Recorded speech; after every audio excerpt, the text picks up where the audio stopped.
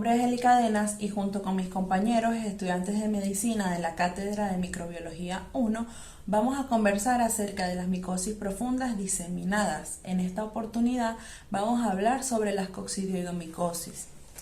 La coccidioidomicosis fue descrita por primera vez en el año 1892. Esta micosis profunda pertenece al reino Eumycota. Está considerada como una enfermedad pulmonar o diseminada por vía hematógena. Ella es causada por hongos dimorfos denominados Coccidioides ignitis y Coccidioides posadaci.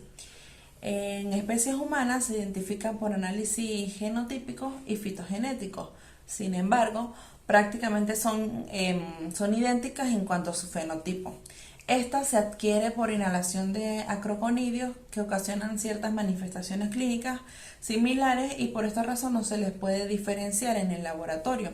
Algunas de ellas tales como la coccidioidomicosis primaria pulmonar, la coccidioidomicosis progresiva o diseminada a la piel, al tejido celular, subcutáneo, a los huesos, a las articulaciones, a las vísceras, al sistema nervioso central, entre otras. La infección es usualmente benigna, pero en pacientes con inmunidad comprometida y con otros factores de riesgo puede ser severa y fatal. La infección por lo común cede por sí sola y la diseminación es muy rara, pero siempre es grave. El estudio de cepas clínicas y ambientales de coccidioides aisladas ha indicado que las dos especies no están distribuidas de manera uniforme en las regiones endémicas. Por consiguiente, la coccidioidomicosis es endémica en regiones semiáridas. A veces el microorganismo se extiende y causa lesiones localizadas en otros tejidos.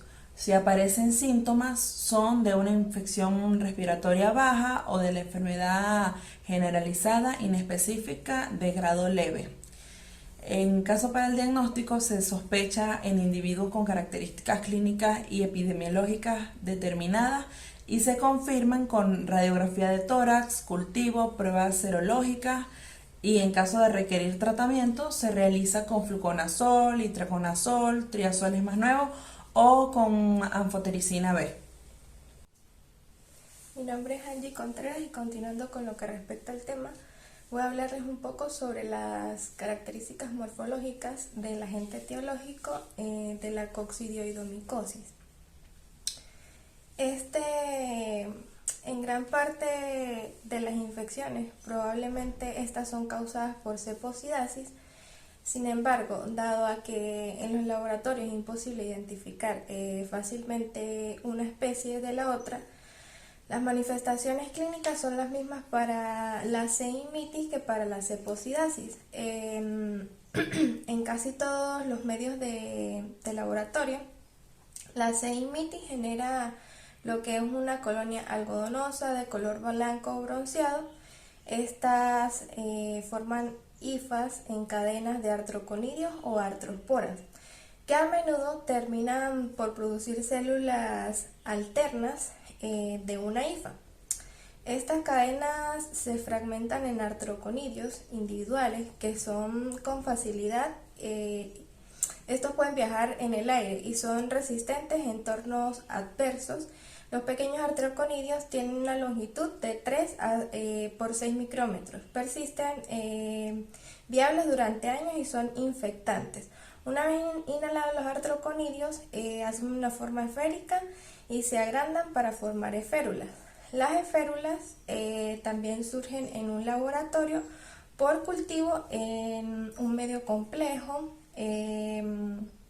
Al madurar las esférulas tienen una pared gruesa, doblemente refráctil y pueden alcanzar un diámetro de 80 micrómetros. Ellas quedan acomodadas en una forma piñada.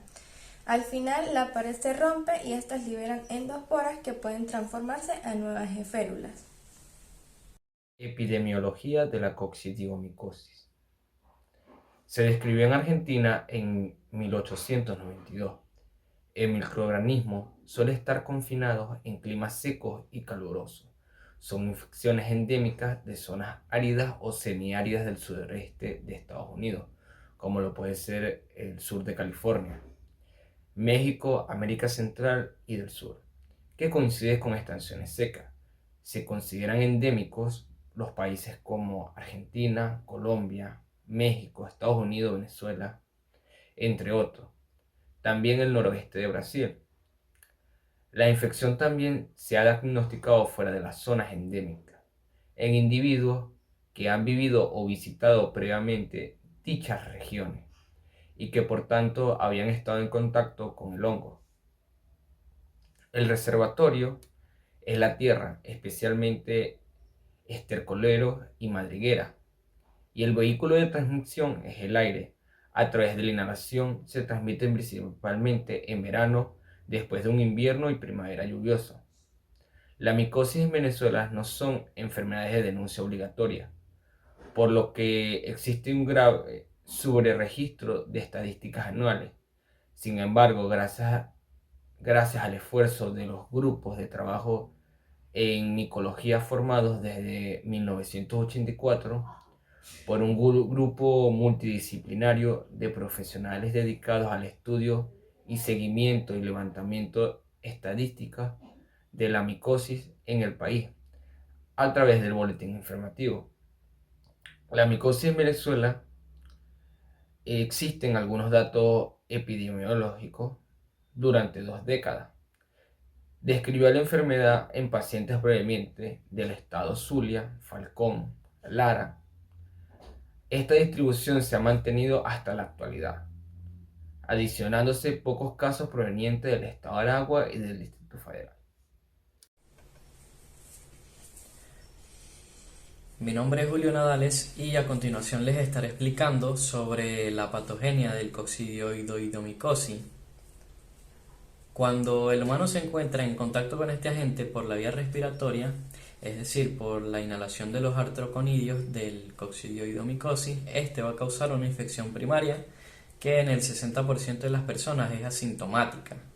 El único signo de infección es la identificación de precipitina sérica y la conversión a una prueba cutánea positiva en cuestión de 2 a 4 semanas.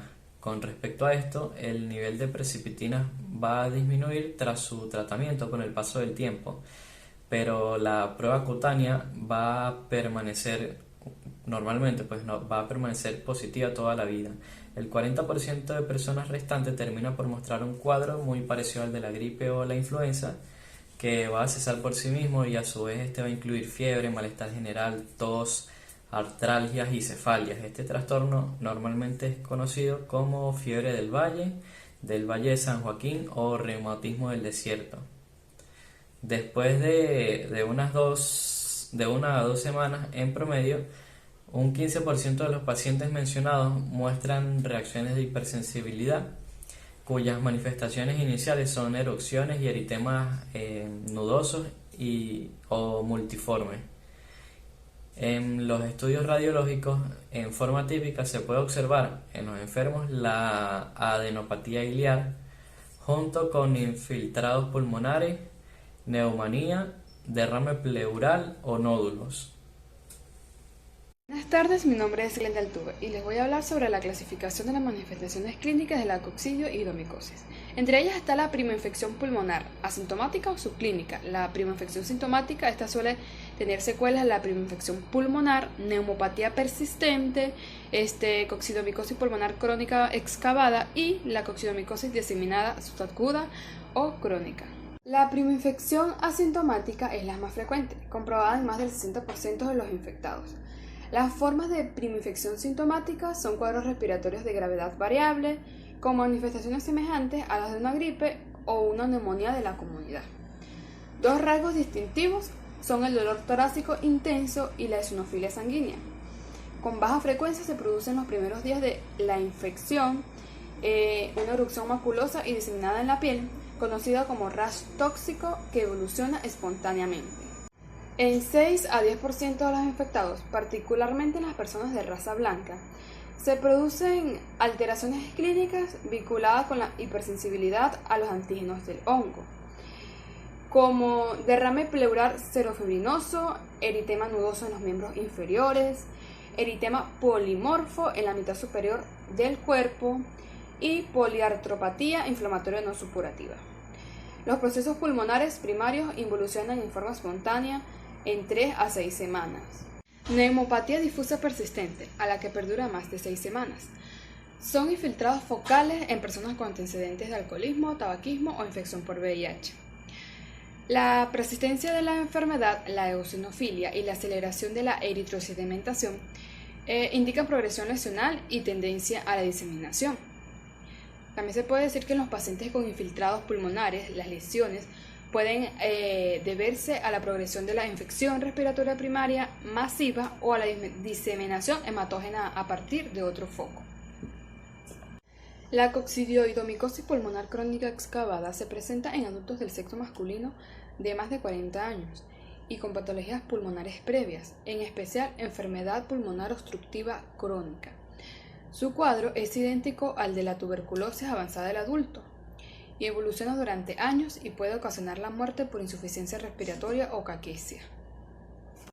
Por último, tenemos a la coccidioidomicosis diseminada subaguda. Se observa en pacientes con alteraciones graves de la inmunidad. Se consideran los siguientes factores de riesgo para la presentación de esta forma clínica. Infección por el VIH en pacientes con reencuentro de células T, CD4 más inferiores a los 200 microlitros. Tratamientos crónicos con corticosteroides en dosis diarias elevadas. Trasplantes de órganos sólidos. Aproximadamente de 7 a 9% de los receptores de trasplantes que viven en área endémica de los Estados Unidos contraen esta enfermedad. Enfermedades malignas, en especial de los órganos linfoides, cuando reciben quimioterapia antiblástica, diabetes, entre otros.